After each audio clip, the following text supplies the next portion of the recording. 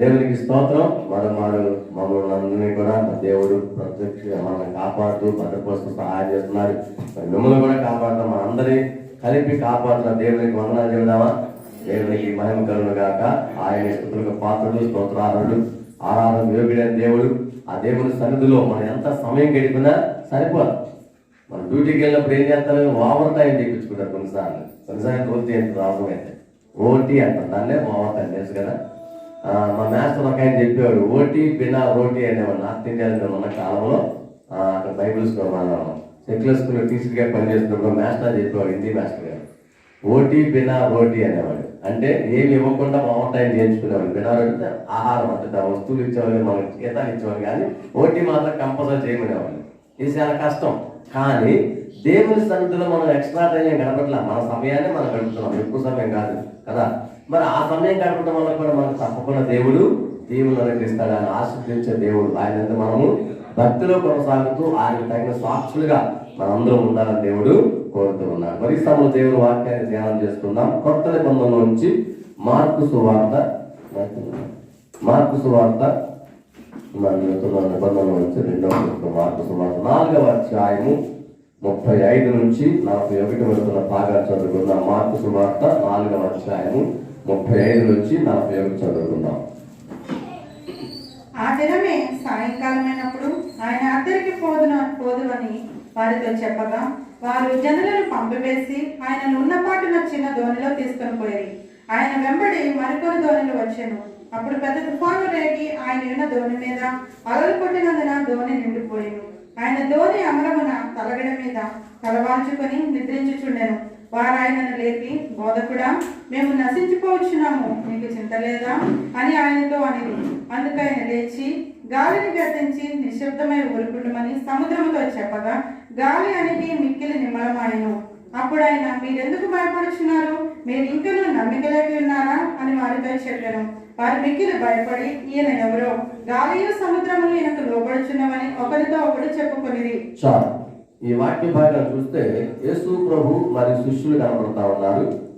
ప్రధానంగా చూస్తే యేసు ప్రభు వారిని శిష్యులు ఒక ప్రశ్న వేశారు. యేసు ప్రభు ప్రశ్నకు జవాబు ఎలా చెప్పారంటే ప్రశ్నకు ప్రశ్నే జవాబు. యేసు ప్రభుని వాళ్ళు ఒక ప్రశ్న వేశారు.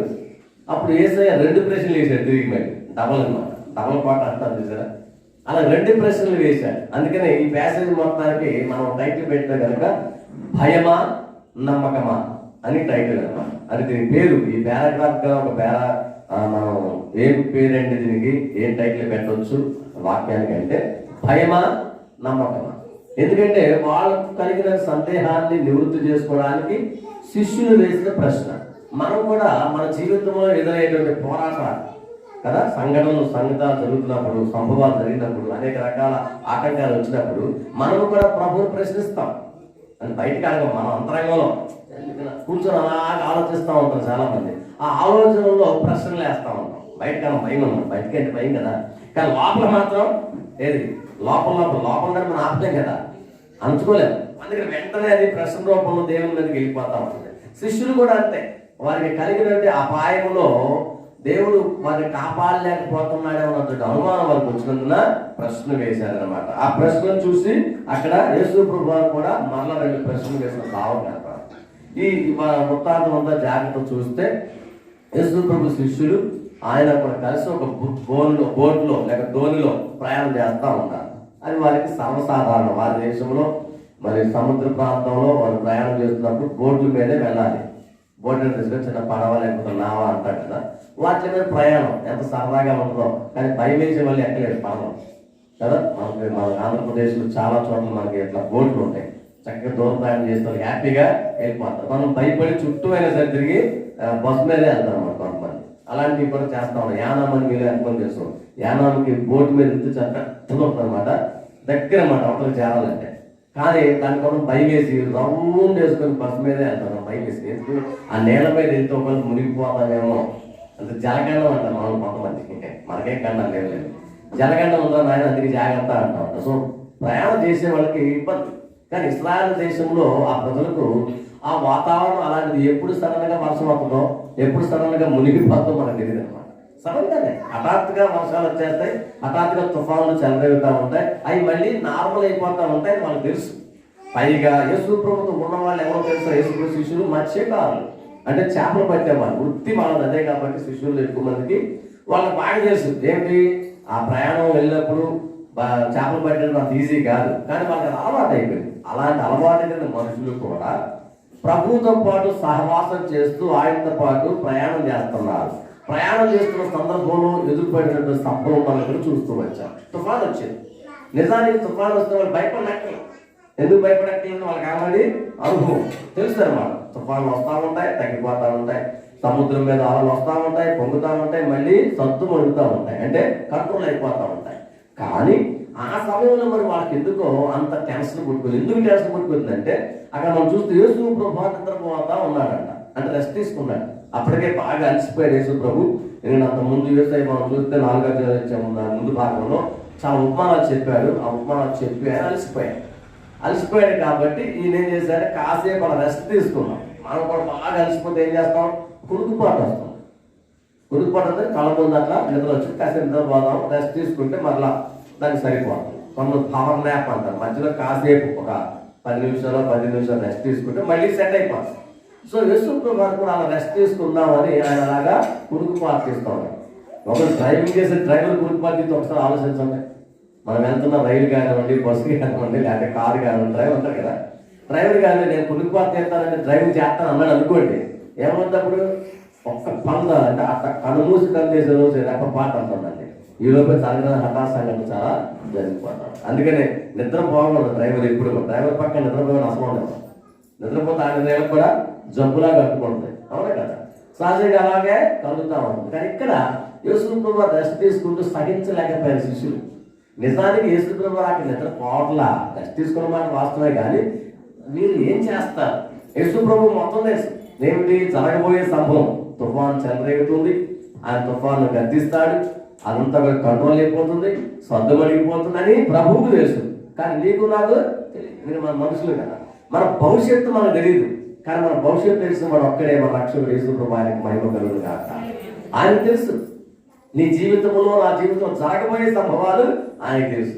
అందుకే మనం అడుగుతాం, ప్రభా నాకు చెప్పా ఏం జరుగుతుంది అని. ఆయన ఏమంటాడు, నువ్వేం కంగటప్పుడు బాగా చెప్పనంటాడు. ఎందుకు చెప్పడం తెలుసా? చెబితే మనకే శాంతం ఉంటుంది, టెన్షన్ ఉంటుంది, ప్రశాంతత, ఆందోళన ఉంటుంది. అందుకని ప్రభు ఏది చెప్పడం. సో ఇక్కడ వీళ్ళు ఏం చేస్తారు శిష్యులు అని చెప్పి ఆయన అలా పరీక్షిద్దాం, శిష్యుల్ని పరీక్షిద్దామని ఆయన నిద్రపోతున్నట్టుగా నిజంగా నటిస్తున్నారు. కానీ వీళ్ళు మాత్రం ఈ లోపల అసలు పరాడి పాటలు అదే కనపడుతుంది. మనకి 30వ వచనంలో చూస్తే 37లో పెద్ద తుఫాను రేగింది, దాంతో దోణిలో నీళ్లు కూడా వచ్చేసాయి. ఇక నీళ్ళు ఎక్కువ వస్తే తెలిసిన బోట్లోకి నీళ్ళు వచ్చినాయి అనుకోండి, బోటు మునిగిపోతుంది. నీటి మీద బోటు ఉన్నంత వరకు ప్రమాదం జరగదు, గుర్తుపెట్టుకోండి. నీటిలో కనుక ప్రయాణం నీటి మీద పైన అనుకోండి, నీటి బెచ్చం పడి కొంచెం నీళ్లు కనుక దానిలో కొంచెం చిన్న బెచ్చమేగా అనుకుంటున్నారు అనుకోండి, ఆ బోటుకి చాలా ప్రమాదం. కొంచెం కొంచెం కొంచెం కొంచెం నీళ్ళు ఎక్కువైపోతే అదేమవుతుంది, మునిగిపోతుంది.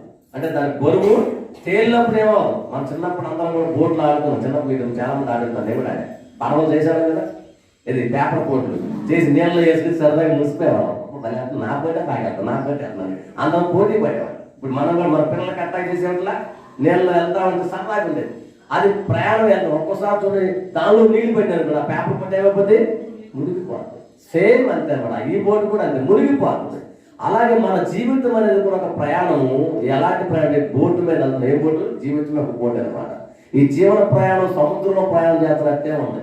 పెళ్లి చేసుకున్న వాళ్ళకి భార్యతో మొదలైందంటే పెద్ద బోటు మొదలైనట్లయితేగా డబుల్ బోట్ అంటాం అనమాట. చాలా జాగ్రత్తగా వ్యవహారం చేయాలి.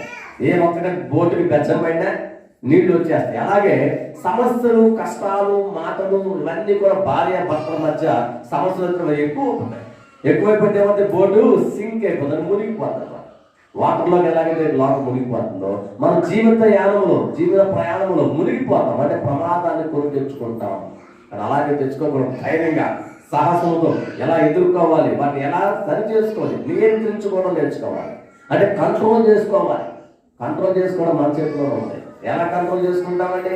మంచి మాటలు ఒకరినొకరు సహకరించుకుంటూ, చక్కని సలహాలు ఇచ్చుకుంటూ, సంప్రదించుకుంటూ వ్యవహారం మంచిగా ఉంటే బాగానే ఉంటుంది.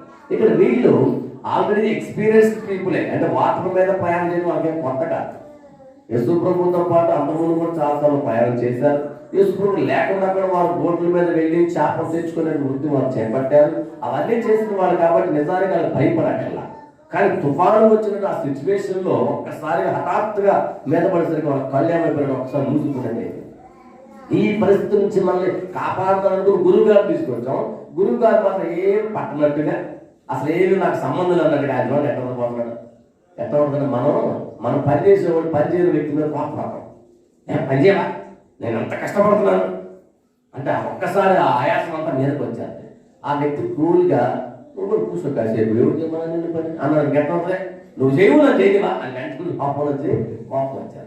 సో వీళ్ళకి కూడా యేసు ప్రభువుని చూసి ప్రశాంతం పడుకోవచ్చుగా. పడుకుంటే అసలు కనపడేది కానీ తుఫాన్ సంగతి అదేదో అడిగిపోయి వీళ్ళు పోయేవాళ్ళేమో. కానీ కళ్ళంతా అలా చూస్తూ ఉండేది. ఒక్కసారి తుఫాన్ వచ్చేసరికి అదేదో పెద్ద ప్రమాదం ముంచుకొచ్చేసి ఇక తెలియదు మనం బయటపడలేమనంటే నిరాశలోకి వాళ్ళు వెళ్ళిపోయారు. ఒక్కసారి వాళ్ళు ఆలోచిస్తే తుఫాన్ గొప్పండి. ఇలాంటి తుఫాన్ చాలా చూసాం, ఎన్నోసార్లు ఎదుర్కొన్నాం. చేపలు పట్టుకొచ్చిన సందర్భాల్లో జాగ్రత్తగా బయటకు వచ్చాం. సో మనకు తెలుసు ఎలా దీన్ని నియంత్రించాలనేటువంటి ఆలోచన కలిగి ఉండాల్సిన వాళ్ళు పాజిటివ్ థింకింగ్ వదిలిపెట్టి నెగిటివ్ థాట్ స్టార్ట్ అయిపోయింది. ఏమిటి నెగిటివ్ థాట్ అంటే, గురువు గారు ఉన్నాడు కానీ ఏమీ కాలం లేదు అంటే ఏ విధంగా సహాయము చేయగల. మనం కూడా ఒకసారి అన్నాం, ప్రభు మనతో ఉన్నాడా, ఉంటే సహాయం చేయలేదేంటి? ప్రభు ఉన్నాడంటే నిద్రపోతున్నాడు ఆయన. ఇక్కడ ప్రభు గారు నిద్రపోతున్నాడు కదా, అందుకని నిద్రపోతున్నాడు. పని చేయట్లే, మనకి హెల్ప్ చేయట్లే. అందుకే నాకు ఈ తిప్పలు, అందుకే నాకు ఈ బాధ, అందుకే నాకు ఈ కష్టం. నా జీవితంలో చూడు ఎన్ని బాధలు కనపడుతున్నాయో, ఎన్ని కష్టాలు కనపడుతున్నాయో అని ఒక్కసారిగా ఆయాసం ఆవేశ రూపం వచ్చేసింది. ఆవేశం వస్తే ఒక్కసారిగా ఉక్రోషం బయటకు వచ్చింది. ఎందుకు ఆ ఉక్రోషం? తన జీవన యానములో, జీవన ప్రయాణములో ప్రశాంతంగా వెళ్ళవలసిన మనిషి టెన్షన్ పడితే టెన్షన్ ఎక్కువైపోతుంది. అందుకని సహజంగా డాక్టర్ గారు ఎప్పుడు కూడా బీపీ పేషెంట్ ఎవరు కూల్గా ఉండండి. ఏం కూల్ అండి బాబు, ఎక్కడ కూల్, చాలా కోపం ఎక్కువైపోతుంది మనిషికి, ఉద్రేకం ఎక్కువైపోతుంది. ఉద్రేకం పెరిగే కొద్ది బీపీ పెరిగిపోతుంది, బీపీ పెరిగిపోతే గురి చొప్పుకొచ్చారు, దానికి తెలియదు షుగర్ పెరిగిపోతుంది, ఇవన్నీ పెరుగుతాయి. అందుకని ఎప్పుడు కూడా మనిషి కూల్ ప్రశాంతం అంటున్నారు. తెలుగులో అయితే ప్రశాంతంగా ఉండాలి, నెమ్మదిగా ఉండాలి. మాటలే ఉన్న పాస్ గారు మీరంటే అర్థం చేస్తారు, మీకు కూడా ఆ బాధ వచ్చి తెలిసింది. నేచురల్ మనం అదే మాట్లాడే కదా. మీరు కూడా ఆ సిచ్యువేషన్ ఉంటే అయ్యా అప్పుడు తెలిసింది, మాటలు చెప్పడం కాదు, యాక్షన్లో అప్పుడు తెలిసింది. నిజమే, ఏదైనా సరే ఎలాంటిది వచ్చినా ప్రభువు మీద నమ్మకం వచ్చినప్పుడు ధైర్యంగా ఉండొచ్చు. వీళ్ళకి వెంటనే కోపం వచ్చింది, కోపం రావడం సహజమే. కానీ ఆలోచించాల, కోపం వచ్చినప్పుడు ఆలోచించాలి మనిషి. మీరైనా గుర్తుపెట్టుకోండి, మన జీవితం నేర్చుకోవాల్సిన పాఠం. నీకు ఒకవేళ ఆవేశం వచ్చిందా, కోపం వచ్చిందా దేవుడి మీద కానీ, నీ కుటుంబ సభ్యుల మీద కానీ, భార్యకి భర్త మీద, భర్తకి భార్య మీద, పిల్లల మీద ఒక్క క్షణం కనుక అలా కూర్చొని విచారిస్తే, విచారణ ఏడటం కాదు, ఎంక్వైరీ చేస్తే దేనికి ఇది వచ్చింది, అసలు వెనక ముందు ఏం జరిగింది, ఒక్కసారి ప్రశాంతంగా అన్ని కూడా రిమైండ్ చేసుకుంటే, అంటే దాన్ని కరెక్ట్గా సర్జరీ ఎనాలిసిస్ అంటాం. ఎనాలిసిస్ చేసుకున్నట్టయితే మనకు అర్థం అవుతుంది ఎక్కడ జరిగింది పాప. ఒకసారి ప్రభా సహాయం చేసి మరలా ప్రభువుని అడుగుతాం, ఆటోమేటిక్గా ప్రాబ్లం క్లియర్ అయిపోతుంది, అది సమస్య పరిష్కరించబడుతుంది. కానీ పరిష్కరించబడకుండా నోరు తెలిసి నోరు ఉంది కదా అని చెప్పి దుర్భాషలాట మొదలు పెట్టామనుకో, అది మనకి కష్టానికి కొని తెచ్చుకున్నట్టు. ఇక్కడ వీళ్ళు ఆ తుఫాన్లో, ఆందోళనలో, కంగారులో ఏం చేయాలో అర్థం కదా. వెంటనే గురువు గారు చూశాడు. గురువు గారే ప్రశాంతంగా నిద్రపోతాడు. నిజానికి నేను ఇందాక చెప్పాను కదా, నిద్ర నటిస్తున్నాడు. వీళ్ళు ఏం చేస్తారా చూద్దామని. రెస్ట్ తీసుకున్నానికి మొత్తం తెలుసు కదా, జరగబోయేది మొత్తం తెలిసిన వాడే కదా. కాబట్టి వీరిని పరీక్షించడానికి దేవుడు అలా చేస్తూ ఉన్నాడు. నీ జీవితంలో, నా జీవితంలో కూడా చాలాసార్లు ప్రభు అలా యాక్షన్లో కనపడకపోయినా, నటించడానికి ఉన్నా నిన్నేం చేయమంటున్నావు తెలుసా? నువ్వు ఎంత విశ్వాసం దేవుడి మీద కలిగి ఉన్నావు, ప్రభు చేస్తానికి పూర్తిగా ఉందా, నీకు నమ్మకం లేదా, లేదా భయం ఉందా, నీలో ఆందోళన ఉందా, కంగారు పడుతున్నావా, అవన్నీ కంట్రోల్ చేసుకునేటువంటి ధైర్యం ఇంకా నీకు రాలేదా? ఆ చేత అంటే చేవ అంటాం, దాన్ని ఎలా చేసుకోవాలో ఆ శక్తి మనకు రావాలి, సామర్థ్యం మనకు రావాలి. మనం దాన్ని డెవలప్ చేసుకోవాలి. పిల్లలుగా ఉన్నప్పుడు వాళ్ళకి అన్ని నేర్పిస్తాం, పెద్దవాళ్ళు అయ్యాక మీరే చేయండి అంటాం. ఎందుకంటే వాళ్ళు నేర్చుకోవాలి. చిన్నప్పుడైతే హెల్ప్ చేస్తాం కదా, పెద్దవాళ్ళు అయ్యాక నీకు హెల్ప్ చేయం, నువ్వే నేర్చుకో. ఎలా గెట్నవ్వాలో, ఎలా ముందుకెళ్ళాలో నేర్చుకోవాలి. ప్రభువు కూడా మన విశ్వాస జీవితంలో ధైర్యంగా ముందడుగు వేయడానికి కావాల్సినటువంటి నేర్పతనం మనకు కావాలని తెలియజేస్తా ఉన్నారు. సో శిష్యులు చాలా కష్టపడి వేసిన ప్రశ్న మనం అక్కడ చూస్తాం. 30 రోజుల చివరిలో బోధకుడా మేము నశించిపోతున్నాము అంతవరకు ఉండే బాధ. తర్వాత గొప్ప ప్రశ్న, నీకు చెత్తలేదా? ఎంత గట్టిగా ఉంటారో కదా, ఎంత ఆవేశంగా ప్రభు వారిని అంతకాకుండా కూల్గా, సార్ నమస్తే సార్, తుఫాన్ వచ్చింది సార్, కొంచెం హెల్ప్ చేయొచ్చు కదా, అది రిక్వెస్టింగ్ ధోరణి. అవునా కదా?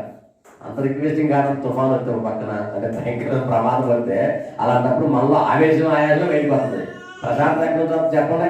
కానీ వీళ్ళు కూడా అదే సిచ్యువేషన్. అంటే మానవ సహజమైనటువంటి మానవ ధోరణి కనపడతారు, నేచర్ అనమాట. అంటే మనలో ఉన్న స్వభావ సిద్ధమైనటువంటి బుద్ధి బయటపడుతుంది. వాళ్ళు వెంటనే ఆవేశంతో మాట్లాడుతున్నారు, నీకు చెప్పలేదా అసలు నీ లెక్క పక్కన అక్కడ మేమంటే ఏమంటున్నాము అన్నట్టు కనపడుతుంది. గురువు గారు ఎంత శక్తివంతుడు, ఆయన ఎంత కేర్ తీసుకునేవాడు, అంటే పట్టించుకునేవాడు తెలుసు, కానీ నిద్రపోతున్నట్టుగా కనపడుతుంది. నిజానికి యేసు ప్రభు వారికి నిద్రపోతున్నట్టుగా. కానీ కీర్తన 121 కీర్తన 3-4 వచనాలు చదివితే మనకు స్పష్టమైన మాటలు మనకు కనపడుతుంది. దేవుడు ఎలాంటి వాడో వీరికి తెలుసు. 121 కీర్తన 3-4 వచనాలు చదువుకున్నాం. చదవండి. 121 కీర్తన 3-4 వచనాలు. నిన్ను కాపాడువాడు కునుకడు, ఎంత చక్కని మాట ఇది. వీళ్ళకి తెలుసు ఏమని, ఇశ్రాయేలును కాపాడువాడు కునుకడు నిద్రపోడు. ఆయన కాపాడతాడు. ఆయన కునుకుపాటు కూడా తీయడు, నిద్రపోడు. అంటే అక్షరార్థంగా తీసుకుని అర్థం కాదు అక్కడ. అంతేకా ఎప్పుడు కొలలా చేసుకుని చూపాడనే. ఇప్పుడు నైట్ డ్యూటీ చేసేవాళ్ళు కూడా ఏమంటారు, కాసేపు 1 గంట 2 గంటలు పడుకోండి, ఇంకొకళ్ళు డ్యూటీ ఇద్దరు ఉంటారు కదా నైట్ డ్యూటీలు. అంటే ఇద్దరులో ఒకళ్ళు పడుకొని ఒకళ్ళు లేచి ఉన్నారు. అవునట. సో ఇక్కడ ఆయన కునుకుని నిద్రపోవడానికి ఆగొక్కడని అంటే ఎన్ని క్షణం ఏ మూమెంట్ అయినా సరే ఆయన నిన్ను కాపాడేవాడు, నీకు సహాయం చేసేవాడు అని అర్థం. ఆ సంగతి తెలుసు. కానీ ఇక్కడ ఈ నిద్రపోతుంటే ఏమన్నా నీకు అర్థం, మేమంటే పక్కనట్టున్నావా, మేమంటే నీకు లెక్క పక్క లేకుండా పోయింది, మేము చచ్చిపోతున్నాం. ఎక్కడ ఏం చచ్చిపోతాం, ఎన్నిసార్లు పోటీ ప్రయాణం చేసారు, ఎన్నోసార్లు చేసావు కదా, కొత్త అయింది అని ప్రభు వారికి వెంటనే ఆయన కూల్గా ఆలోచించాడు. వీళ్ళు ఇలా వేశారు. అందుకని ప్రభు వారికి జవాబు చెప్పాల. దేవుని వాక్యం ఎప్పుడు మనం చదువుతానండి, నువ్వు ఒకరు ప్రశ్న వేస్తే దేవుడు మళ్ళీ ప్రశ్నే అతను గుర్తుపెట్టుకోండి. మన గతంలో కూడా చాలా చెప్పాను ప్రశ్న గురించి. దేవుడు ఎప్పుడు కూడా చాలా తెలియగలవాడు కదా. మనుషులకి మనకేంటి తెలివి ఉంటే మనం చేసిన దేవుడికి ఎంత తెలివి ఉండాలి చెప్పండి. ఆయన సృష్టి కాదు కదా, ఆయన మనకంటే మేధావి. అందుకని ప్రశ్నకు ఒక ప్రశ్నగా జవాబు, 2 ప్రశ్నలు జవాబు వేశారు. అదే మనం వెంటనే చూస్తాం. అప్పుడు ముందు రాగానే సరే సమస్యను ఆపేద్దామని చెప్పేసి ఆ గాలిని దాన్ని చూసి మూసుకో అన్నాడు. అక్కడైతే కనపడుతుంది గాలి గద్దె నిశ్శబ్దం ఊరుకోవడం అన్నాడు. కానీ కూల్గా నోరు మూసుకో అన్నాడు. అక్కడ రాయబడి గ్రీకు పదం యొక్క అంతరా కరెక్ట్ అర్థం చూస్తే నోరు మూసుకో, నీ మూతిని చిక్కం పెట్టుకో, నోరు మూసుకొని నోరు తిరుగుతుంది అనమాట. అందుకే కదా ఉద్రేకంలో మొత్తం ఉబ్బులు వచ్చి మీద పడింది. అందుకనే ఆగిపో. అందుకని ఒక్కసారిగా ఆ ప్రకృతి సైతం ప్రభువుకు లోపడ్డట్టు కనపడుతుంది. వెంటనే ఏమైపోయింది, నిమ్మలమాయను. అంత పెద్ద తుఫాను కూడా, అంత పెద్ద వాతావరణ సమస్య వచ్చినప్పటికీ కూడా ప్రభు ఎప్పుడైతే ఆగో అన్నాడు వెంటనే ఆగిపోయింది. ఇక్కడ నేర్చుకోవాల్సిన పాఠం ఏంటంటే, దేవుడు శాసించగానే ఆయన శాసనము అంగీకరించి ప్రకృతి సైతం లోపడింది. కానీ నువ్వు నేనైతే లోబడట, మనం లోబడే తత్వమే లేదు. మనకి ఇంకా ఎదురు తిరుగుతాం అన్నమాట. చిన్నపిల్లలు ఎదురు తిరిగితే మనం మురిసిపోతాం. ఎందుకంటే పిల్లలే పాపం తెలియదులేదు, చిన్న పిల్లలు. వాళ్ళు పెరిగి పెద్దవాళ్ళ తర్వాత ఎదురు తిరిగారు, మనకు చాలా బాధ. వీరిగా పనికి రారు, దేవుని యొక్క వాక్యాన్ని వీళ్ళు ధిక్కరిస్తున్నారు, తల్లిదండ్రుల మాట వినడం లేదు, పెద్దల మాటను ధిక్కరిస్తున్నారు కాబట్టి వీళ్ళకి పోయే కాలం వచ్చింది అనంతగా. అలాగే ఇక్కడ కూడా మనం జాగ్రత్తగా గమనిస్తే అంత చక్కని దేవునికి ప్రకృతి సైతం ఒకేలా విధేయత, తల వంచి నమస్కరించడం కనపడుతుంది. ప్రకృతి సైతము ఆయన మాటకు విధేయత కనపడుతుంది. కానీ మనుష్యుడు, ప్రకృతిలో ఉన్న మానవుడు, నీవు నేను అంగీకరించాలి. అంటే ఆయన లోపడుతుంది, విధేయత కనపరచాలి. ఎక్కడ అవకాశం ఉంది అక్కడ రెబల్స్ గా, అంటే తిరుగుబాటుతనం, దేవునికి తిరుగుబాటు దారులుగా మనం తయారవుతా ఉన్నాం కొన్నిసార్లు. కానీ నూతన సంవత్సరంలో తిరుగుబాటు ధోరణి మనం కలిగి ఉండడానికి వీల్లేదు. విధేయత కలిగిన వారిగా ఉండాలి, లోబడే తత్వం కలిగిన వారు ఉండాలి, వినయ మనస్కరమై ఉండాలి, దేవుని వాక్యాలను జీవించే వారు ఉండాలి. ఈ పాట మనకు తెలియజేస్తుంది. విశ్వాసి, ఒకవేళ నీలో దేవునికి వ్యతిరేక భావం ఎప్పుడు వచ్చినా కూడా, లేక విశ్వాసం మీద ఇంకొక విశ్వాసం మీద తిరుగుబాటు ధోరణి వచ్చినా, లేక సేవకి మీద తిరుగుబాటు ధోరణి వచ్చినా దాన్ని మనం అణుచుకోవాలి, పక్కనే. అది మనకు మంచిది కాదు, శ్రేయస్కరమ కాదు. దేవుని యొక్క సన్నిధిలో మనం లోపడే వారిగా ఉండాలి. ఈ నేచర్, అక్కడ ఉన్నటువంటి ఆ ప్రకృతి సైతం విధేయత కనపరిచి ఓకే ప్రభావం సింపుల్ గా నోరు మూసుకో అనగానే ప్రకృతి సహజము అంగీకరణ కనపడుతుంది. కానీ మానవులు మాత్రం వెంటనే మాట ఉంది కదా, నోరు ఉంది కదా, ఏదైనా మాట్లాడగలం కదా అని వెంటనే వ్యతిరేకంగా దేవునికి మాట్లాడడానికి ప్రయత్నం చేస్తున్నట్టుగా కనపడుతుంది. ఇక్కడ మనం చూస్తే అందుకని యేసుప్రభువు వారు వేసిన ప్రశ్నకు మనం 2 ప్రశ్నలు ఉదాహరణ వేసినట్టుగా మనకు కనపడుతుంది. అప్పుడు 40వ వచనంలో మనం చూస్తున్నాం, అప్పుడు ఆయన మీరెందుకు భయపడుతున్నారు? మొట్టమొదట యేసుప్రభువు చెప్పినటువంటి ప్రశ్న, జవాబు చెప్పలా, మీరెందుకు భయపడుతున్నారు. రెండవ ప్రశ్న, మీరింకను నమ్మిక లేక ఉన్నారా? ఈ 2 ప్రశ్నలు వేశారు. మొట్టమొదటి ఏమన్నాడు? భయం. భయం నీలో ఉన్నట్టయితే నమ్మకం ఉండదు అని చెప్తున్నా. ఏ మనిషిలో అయితే భయం ఉందో, భయం గల మనిషికి దేవుని మీద నమ్మకం ఉండదు. ఎందుకంటే భయం ఏం చేస్తుంది? నమ్మకాన్ని తుడిచేస్తుంది. నీటి మీద రాతలు రాసామనుకోండి, ఉంటాయా? నీటి మీద రాత ఏమంటాయి? ఉండవు కదా.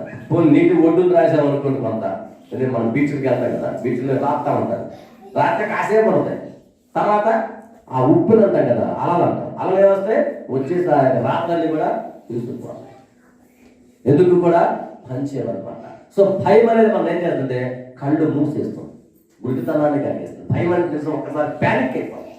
భయానికి రకరకాల భావాలు ఉంటాయి. భావం అంటే కొంతమంది ఒక్కసారి ముఖం అంతా అలా పెట్టారు. చిన్నపిల్లలు భయపడతారు, అసలు ఫేస్ అలా ఒక్కసారి గుండె కూడా ఆగిపోతుంది. మరీ ఎక్కువ భయం అయితే గుండె అది పెద్దవాళ్ళకి. అందుకే భయం కొలిపే మాటలు లేకపోతే దుఃఖకాలమైన మాటలు సడన్గా చెప్పాలి. చెబితే ఏమో ఆ భయం ఏమో ఒకసారిగా అన్నారంటే గుండె ఆగిపోతుంది. హార్ట్ అటాక్ అంటాం, అంటే గుండె మొక్కలైపోతున్నాం. ఎందుకంటే ఏం పని చేయదు అనమాట. అంటే భయం ఎంతగా వచ్చిందో మనుషుల్లో.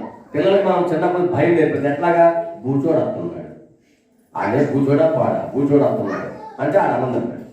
అవునా కదా? అంటే రకరకాల భయాలు చూపించి పెద్దోళ్ళు అయితే మనకే తిరిగి చెప్తాను, నీకే కూర్చొని వస్తాం జాగ్రత్త. మాట్లాడటం అలవాటు. సో భయం అనేది మనిషిని రకరకాలుగా ప్యానిక్ చేస్తుంది, అంటే ఆందోళన పాలు చేస్తుంది, లేకపోతే కంగారు పుట్టిస్తుంది. మనం కూడా చాలా మంది మన జీవితాల్లో ఆ ఆందోళనల వల్ల, కంగారు వల్ల దేవుని నమ్మకాన్ని కోల్పోతున్నాం. నమ్మకం ఉంచవలసినంతగా మనం ఉంచలేకపోతున్నాం. విశ్వాసం ఉంచడానికి ముందు ఏం చేస్తుంది? భయం మన కింద కాలు కింద ఉందన్నమాట. నిలబడినట్టు పీట కరెక్ట్గా ఉన్నారు కదా, మీరు కూర్చున్నట్టు చేయడం ఉంది కదా, నమ్మకంగా కూర్చున్నారు, ఏది ఎరగలే అని చెప్పి దాన్ని మంచి చేతులు తెచ్చాక పడితే కంగారు పడగల. కానీ అడుగున దాని కింద ఏముందో? నేల ఉంది. నేను చైర్ మీద ఉన్నా, నేల మీద లేదంటే కుదురుతుంది. ఆ నేల సపోర్ట్ లేకపోతే ఒకసారి ఆలోచించండి. ఆ సపోర్ట్ లేదనుకోండి, మధ్యలో ఏలాడుతున్నట్టు ఉండదు. ఏమంటాం? అమ్మ తెయ్యాలి అనుకున్నాం. మధ్యలో ఏలాడితే ఏమన్నా చెప్పండి? మధ్యలో ఏలాడుతూ ఉంటే ఎట్లా ఏలాడుతున్నాయి? సపోర్ట్ ఉంది కదా అట్లా. మీకు ఆ సపోర్ట్ కనుక ఒకవేళ కుంగిపోయింది అనుకోండి, పడిపోయింది అనుకోండి, అప్పుడేంటి? కిందకి వెళ్ళిపోతాం. ఇది కూడా దేవుని యొక్క సహాయం లేకుండా, దేవుని యొక్క సహకారం లేకుండా మనం నిలబడలేము, మనము కూర్చోలేము. దేవుని కృప కావాలి. సో నమ్మకం కావాలి దేవుడి మీద. మనకున్న నమ్మకం అంటే మనందరం విశ్వాసులము, మనల్ని బిలీవర్స్ అన్నారు అందుకే కదా, మనందరం కూడా విశ్వాసులు. క్రీస్తు విశ్వాసం అండి, క్రైస్తవ విశ్వాసం అని అంటారు. కానీ ఎంత విశ్వాసం ఉంది? ఆ విశ్వాసము కనుక మనలో లోపించినట్లయితే అప్పుడు మనం దైవ కార్యాలు చూడలేము. వీరికి ఎందుకు దైవ కార్యం చూడలేకపోయారు? భయం వల్లే. భయం అనేది ఏం చేస్తుంది? మనిషిని కళ్ళు మూసేస్తుంది. అమ్మో ఏదో జరగరాది జరిగిపోతుంది, ఒక్కసారిగా ఉప్పెన వచ్చేస్తుంది, ప్రమాదం నుంచి వస్తుంది. కొన్నిసార్లు మనం అన్ని దుర్వార్తలే వింటాం. మీరు ఒకవేళ టీవీ ఆన్ చేస్తే శుభమాన ఆదివారం పొద్దున్నే ప్రార్థన ఓపెన్ చేస్తే వాళ్ళు అక్కడ చేస్తారు, ఎక్కడ చేస్తారు, అక్కడ యాక్సిడెంట్, ఇక్కడ యాక్సిడెంట్, అది జరిగింది, ఆత్మహత్య కోసం సుమారు వాక్యం ప్రార్థనకి వెళ్దా కదా పెట్టి తీయరమ్మో, నేను కూడా వెళ్తా అయితేమో దారిలో నాకు కూడా యాక్సిడెంట్ అయితేమో. ఇక సైతం ఏం చేస్తాడే? మనలో ఆలోచన కలిగితే చూసా అన్ని దుర్వార్తలు చూశారు. టీవీ ఓపెన్ చేయగానే దుర్వార్తలే కనపడి ఇక నాకు కూడా మైండ్ దుర్వార్త స్టార్ట్ అయింది. అంటే ఒత్తిడి ఎక్కువైపోయింది. ఆ భయంతో నిజంగా చిన్న దెబ్బతండి మనం అనుకుని చూసాం, అందుకే జరిగిందట. అలా ఏం కాదు, దీనిలో భయం స్టార్ట్ అయింది. అది ఎవరికో ఏదో అయిందన్నమాట మనకు అడుగుతా. ప్రభు మనకు తోడుగా ఉంటుంది అంటే వాళ్ళు తోడు లేదా? తోడు అందరికీ ఉన్నాడు. కానీ ఎవరైతే ఆయన నమ్మకం ఉంచారో వారికి మాత్రం దైవ కార్యాలు గుర్తుపెట్టుకోవాలి. నోటీస్ పాయింట్ కూడా దైవ కార్యాలు అందరికీ జరుగుతాయంటే ఎవరైతే నమ్మకం ఉంచారో వారికి మాత్రం జరుగుతాయి, వారిని మాత్రమే సంరక్షిస్తారు.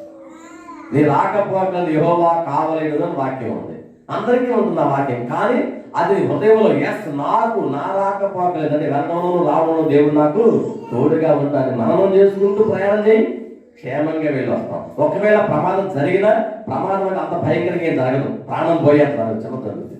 ఆ చిన్న జరిగిన దేవుడు ఏం చేశాడు? సైతాన్ నుంచి మనం తప్పించినట్లు లెక్క వేసుకోవాలి. అది దైవ కార్యం గుర్తుపెట్టుకోవాలి.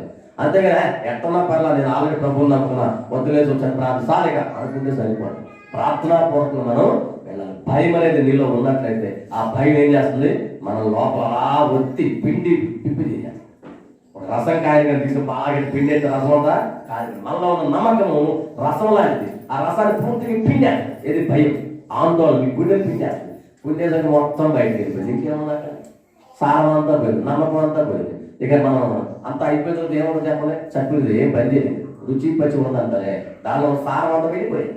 సో అంచేత భయం అనేది నీలో రాకుండా ఎప్పుడు కంట్రోల్ చేసుకోవాలి. వీరిలో యేసు ప్రభువుతో సహవాసం చేసిన శిష్యులు, ఆయన శక్తి సామర్థ్యాలు గుర్తించిన శిష్యులు, వారికి పైగా నీళ్ళ మీద వెళ్ళడం అలవాటైన ప్రజలు, వాళ్ళకేం ధోకా లేదు, అనేక మార్లు దేవుడు వారిని కాపాడాడు. ఆ వాళ్ళకు కూడా ఎలా బయటపడాలో కూడా తెలుసుకున్న మనుషులే. కానీ ఆ సందర్భంలో వారికి వచ్చిన కష్టాన్ని చూసి ఆందోళన పడినట్టు కనపడు, భయం ఎక్కువైంది, ప్యానిక్ అయింది.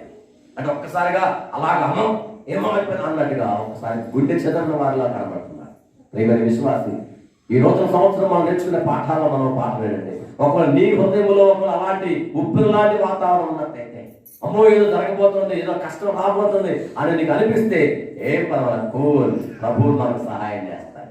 ఆ ఉప్పిన నుంచి ఆదుకునేవాడు, ఆ సమస్య నుంచి విడిపించేవాడు, ఆ కష్టం నుంచి తప్పించేవాడు నా రక్షకుడు నా యేసయ్య ఉన్నాడు అని ఆలోచించాలి. మనం ఆదరించే దేవుడు ఉన్నాడు అంటే దేవుడికి మహిమ కలుగునుగా. మన ఎల్లప్పుడూ కాపాడే దేవుడు అంటే ఆయన మనల్ని ప్రొటెక్ట్ చేసేవాడు, అంటే భద్రపరిచేవాడు.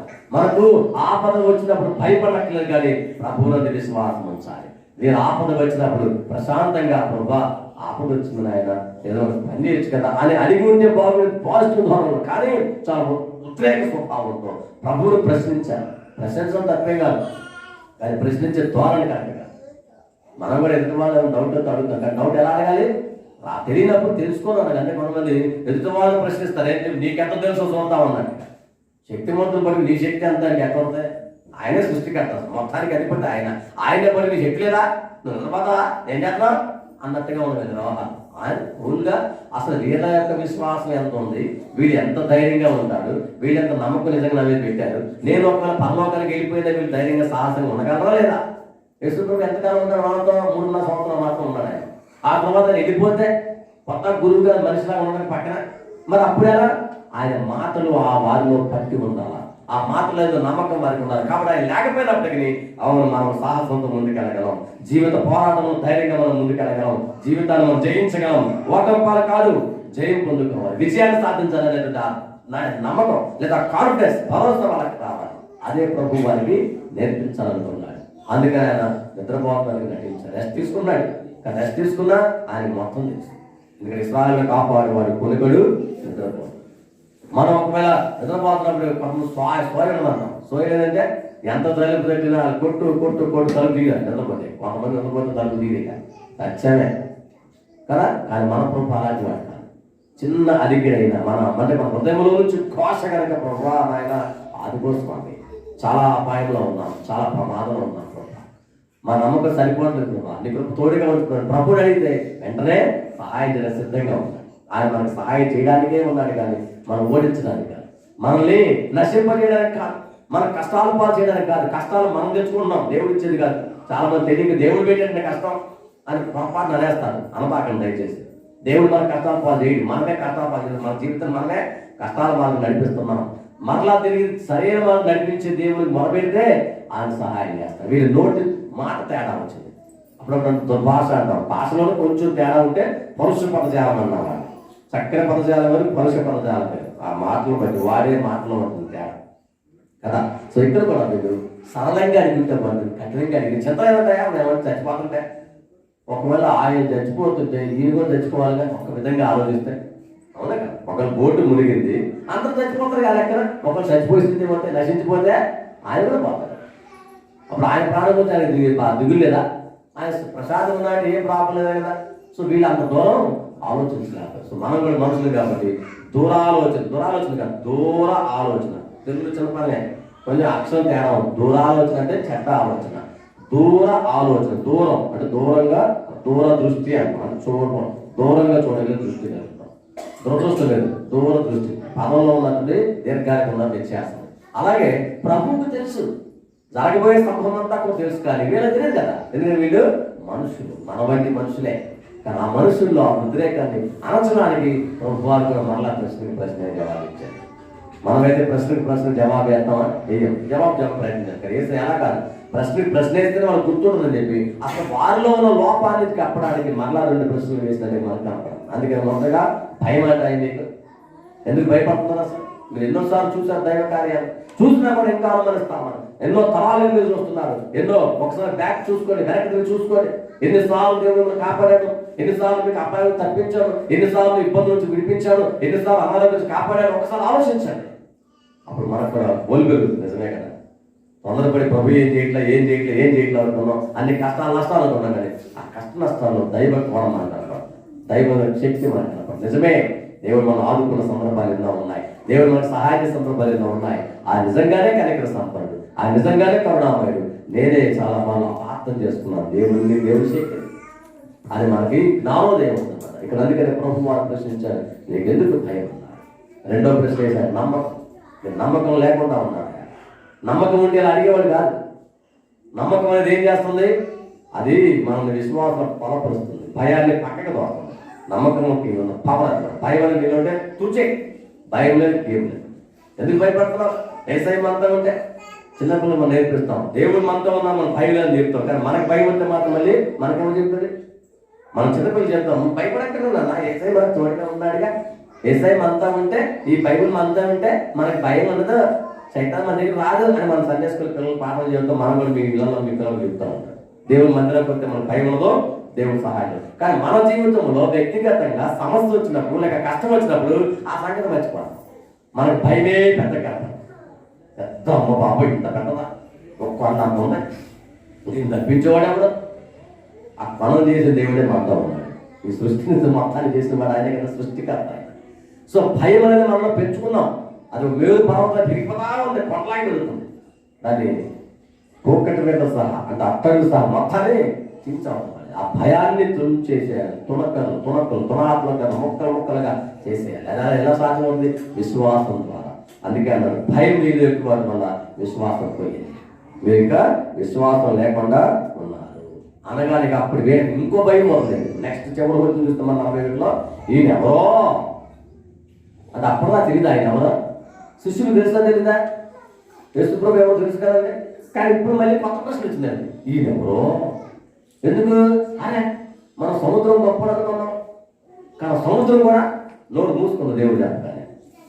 అంత పెద్ద తుఫాను కూడా షట్ ఎవరు మోతాను కానీ ఒకేలా అని వెంటనే ప్రభువుకు విధేయత కనపరిచిన కనపడదు. అందుకని మళ్ళీ స్టార్ట్ ఇంకోటి అంటే ఇంకొక భయం, బాబు ఎవరో, ఈయనెవరో అనే మాటకి వెళ్ళి ఇంకా ఆందోళన గురించి ఇంకొకలాంటి భయం, అమ్మో ఈయన మనం జాగ్రత్తగా ఉండాలి. ఈయన దగ్గర ఈయన చాలా శక్తిమంతుడు, ఈయన సమర్థవంతుడు. ఎందుకంటే ప్రకృతి సైతం ఆయన మాటకు లోబడినట్లుగా మనకు అర్థమైంది. మన మనుషులు మన మాటల వల్ల మనం విధేయత కనపరచాల, కానీ ప్రకృతి విధేయత కదా. అంటే ఎంత శక్తిమంతుడు ఆయన. ప్రకృతి మీద విధేయత చూపించడం అంత, ప్రకృతి దేవుడికి విధేయత కనపరచడం అంత ఈజీ కాదన్నమాట. కానీ దేవుడి మాటకు లోబడినట్టుగా వాక్యం స్పష్టంగా సెలవిస్తుంది. విశ్వాసి మన మనుషులం, మనకి జ్ఞానం ఉంది, వివేకం ఉంది, దివ్యతాకం అన్ని తెలుసు, కానీ మనం మాత్రం ప్రభువుకు విధేయత కనపరచట్ల. వివేకముగా మనం ఆలోచిస్తే దేవుడు గొప్పవాడు, ఆయన సమర్థవంతుడు, ఆయన లోబడి ఉందాం, ఆయనతో మనం విశ్వాసంలో ముందుకు కొనసాగం, ఆయన సంబంధాన్ని ఇంకా పెంచుకుందాం. అది ఆయన బంధాన్ని మనం పెంచుకుందాం. మన ఫెలోషిప్, మన సహవాసం, అంటే దేవుడితో సహవాసం నువ్వు ఎంత అభివృద్ధి పరచుకుంటే నమ్మండి, అంతగా దేవుడు మనకు సహాయం చేస్తాడు. ఈ యాత్రలో ప్రభు వారికి తోడుగా ఉన్నారు, కానీ వారు ముందు గుర్తించకపోగా ప్రశ్నించడానికి చెంతలేదంటే నశించిపోతున్నామని మన జీవితంలో వెళ్తున్నాం. ఒంటరి పోరాటం అనుకుంటున్నాం. నేను ఒక్కదానే ప్రయాణం చేస్తున్నాను కాదు, యేసయ్య నీతో ఉన్నాడు. నువ్వు చూడగలిగితే ఆయన అదృశ్యుడు, కంటి కనపడలేదు, నీతో ఉన్నాడు. కానీ నిన్నెప్పుడు కూడా కాపాడుతున్న దేవుడు ఆయన. నీ వెనక తన దూతలు కాపలా పెట్టాడు. నలు దిశలా అన్ని వైపుల దేవుడు తన దూతలు నీకు కాపలా పెట్టాడు. ఆ సత్యాన్ని గుర్తించగలిగితే అప్పుడు నిజమే దేవుడు నాకు ఎప్పుడు తన ప్రొటెక్షన్ అంటే భద్రత నాకు చూపిస్తున్నాడు. నేను నాశనం కాకుండా పాడైపోకుండా దేవుడు తన కాపలా అనుకుంటున్నాడు. గుర్తిస్తే అప్పుడు నీలో భయం కాదు, నమ్మకం తెలుగు, విశ్వాసం తెలుగు. కానీ ప్రియమైన విశ్వాసి, మరి ఈ యొక్క సమయంలో దేవుడు నీతో నాతో మాట్లాడే సంగతి నీలో ఏముంది? భయమా, నమ్మకమా? దేన్ని నీవు కలిగి ఉన్నావు? భయమైన దాన్ని పక్కన పెడతాం. ఇక భయం వద్దు. మనం ఈ నూతన సంవత్సరం నమ్మకమే, దేవుని విశ్వాసమే కలిగి ఉంటాం. ఆ నమ్మకానికి అపనమ్మకం కలిగి ఉంటాం మంచిది కాదు, అవిశ్వాసం కలగడం మంచిది కాదు. విశ్వాసంలోనే బలపడతాం, దేవుని ఏందే చూద్దాం, దేవుని వైపు చూద్దాం. మనల్ని ధైర్యంగా నడిపించేవాడు ఆయన, మనల్ని ఓడించేవాడు కాదు కానీ ఓదార్చేవాడు ఆయన, మనకు గెలిచేలాగా సహాయం చేసేవాడు. మన గెలుపులో ఆయన ఆనందించేది. మనం ఓడిపోతే కాదు, మనం ఓడిపోతే బాధపడతాం. ఓడిపోయి నీ వల్లే, దేవుని వల్ల ఓడిపోవాలి. మనం చేసుకున్న కార్యాలను మనం ఓడిపోతాం. అలా ఓడిపోకుండా ఈ నూతన సంవత్సరంలో నూతనమైన కార్యాలు చూస్తూ దేవుని ద్వారా మేలు పొందుకుంటూ ప్రభువులో మనం ముందుకు సాగుకొని ఈ పాఠంలో దేవుడు తెలియజేస్తాం. ముగింపులో ప్రియమైన విశ్వాసులారా, మరి మీ జీవితంలో ఎలాంటి కష్ట నష్టాలు వచ్చినా రాబోతున్నా ఏమైనా సరే కూడా వాటన్నిటిలో మీరు ఆందోళన చెందొచ్చు. నాలుగు మధ్యలో ఆగిపోయాం కానీ కంగారు పడతారు. ఏసై ముందే చెప్పి అద్దరికి పోదుము అన్నారు. యాక్చువల్గా అంటే అవతల ఒడ్డుకు వెళదాం. ఏసై మాట చెప్పాడంటే అది నెరవేరు తిరుగుతుంది. ఆయన చెప్పాడు కాబట్టి అద్దరికి చేరతారు. కానీ ఆయన మాటను వీళ్ళు అంత స్పష్టంగా అంగీకరించాల. నీకు నాకు దేవుడు వాగ్దానం ఇచ్చినప్పుడు వాగ్దానం అర్థం చేసుకోలేకపోతున్నాం. ఆ వాగ్దానం మనకు తప్పకుండా నెరవేరు తిరుగుతుంది. అద్దరికి పోదామన్నాడంటే ఖచ్చితంగా అవతల ఒడ్డుకైనా తీసుకెళ్ళారు. మధ్యలో ముగిసిపోవాలి, మధ్యలో వాళ్ళు ముగిపోవాలి. ఎందుకని ఈ ఒడ్డు నుంచి ఆ ఒడ్డుకు తీసుకెళ్లేవాడు ఆయనే. మరి మనల్ని కూడా మన జీవితంలో ఈ ఒడ్డు నుంచి ఆ ఒడ్డు వరకు మనం తీసుకెళ్లే దేవుడు మనతో ఉన్నాడు. ఆయన మన చెంతలో ఉండగా, మన తోడుగా ఉండగా మనకి ఇక భయం లేదు. ఒకవేళ ప్రభువుని విడిచిపెట్టి ప్రభువుకు దూరం అయిపోతే మాత్రం విడిచిపెట్టుకో, నష్టాలు తప్పవు, కష్టాలు తప్పవు. అందుకే ప్రభువుని విడిచిపెట్టండి, ప్రభువుతో కలిసి మనం ముందుకు వెళ్దాం. ఖచ్చితంగా మనం అవతలకి చేరుకుంటాం. ఆ అద్దరికి మనం చేరుకుంటాం అంటే గమ్యానికి మనం చేరుకుంటాం. మనం అనుకున్న లక్ష్యానికి చేరుకుంటాం. ఆ లక్ష్యం గమ్యం చేరుకోవాలంటే ప్రభువుతో మాత్రం మర్చిపోవద్దు. ప్రభువుతోనే ఉందాం. ప్రభువుని ప్రశ్నించద్దు. ప్రభు యొక్క కార్యాలు గుర్తిస్తూ కృతజ్ఞతాపూర్వక నమ్మకాన్ని కలిగి ఉందాం. భయాన్ని పక్కన నెట్టేద్దాం. తప్పకుండా దైవగా మన పట్ల దేవుడు చేస్తాడు. కళ్ళు ముట్టుకుంది ప్రార్థన చేసుకుంటాం. మహోన్నతుడా, మా మంచి దేవానికి వందనాలు. నాలో మాలో భయం ఉన్నది ప్రభు. ఆ భయాన్ని తీసుకెళ్ళి దేవా నీ కృప మాకు తోడుగా ఉంచండి. మాలో నమ్మకాన్ని పెంచండి. మేమందరం నమ్మకంలో ఇంకా విశ్వాసం ఎదుగుచు నీవు చేసే కార్యాన్ని గుర్తుపెట్టుకుంటూ ధైర్యంగా ముందుకు వెళ్ళ సహాయం. మా ఈ జీవన యానంలో ఎన్నో మజిలీలు ఉన్నాయి ప్రభా. ఈ ప్రయాణంలో నీవు తోడు లేకపోతే మేము వెళ్ళలేము ప్రభా. కాబట్టి నీ కృప మాకు కావాలి, నీ సహాయం కావాలి ప్రభా. నీవెప్పుడు కూడా మమ్మల్ని కాపాడే దేవుడు, భద్రపరిచే దేవుడు, ఆదుకునే దేవుడు తండ్రి. ఆ యొక్క గమ్యానికి చేర్చే దేవుడు తండ్రి, లక్ష్యానికి చేర్చే దేవుడు కాదు, అద్దరికి నడిపించే దేవుడు కాదు, మధ్యలో విడిచిపెట్టే దేవుడు కాదు, మమ్మల్ని మధ్యలో నాశనం చేసే దేవుడు కాదు ప్రభా. తప్పకుండా నీవు చెప్పిన సంగతులు మా జీవితం నెరవేర్చినంత వరకు మమ్మల్ని వదిలిపెట్టమని నేర్చుకున్నాం. నీ మమ్మల్ని ఆ శిష్యుని ప్రశ్నించినట్టుగా మేము ప్రశ్నించాలనుకోవట్లేదు ప్రభా. దేవా నీ మాటలు అర్థం చేసుకొని అందులో సారాంశాలు అవగాహన చేసుకొని నీకు తగిన పాత్రలుగా సాక్షులు మేమందరము ఉండాలని ఆశపడుతున్నాం. ఈ వాక్కులు పెట్టిన ప్రతి ఒక్కరిని దర్శించండి, వారి కుటుంబాన్ని ఆదరించండి, వారి గమ్యములో చివరి దాకా చేరుకోవడానికి సహాయం చేయండి. అద్భుతాత్మకంగా జరిగించిన నీకు తగిన పాత్రలు సాక్షులు మమ్మల్ని వాడుకొని కృప చూపించి మహిమ ఘనత ప్రభావాలు మీరే పొందుకోమని ఈ మనములన్నీ కూడా సర్వోన్నతులను చూపిస్తున్నాము వేడుకొనుచున్నాము తండ్రి. ఆమేన్. మా తండ్రి దేవుని ప్రేమ, కుమారుడు యేసుక్రీస్తు కృప, పరిశుద్ధాత్మ దేవుని సహవాసం గురించి మనకును ఈ లోకమందు సమస్త పరిశుద్ధులను ఇప్పుడు ఎల్లప్పుడు సదాకాలము తోడైన నడిపించును గాక. ఆమేన్. May God bless you. దేవుడు అందరూ దీవించును గాక. ఆమేన్.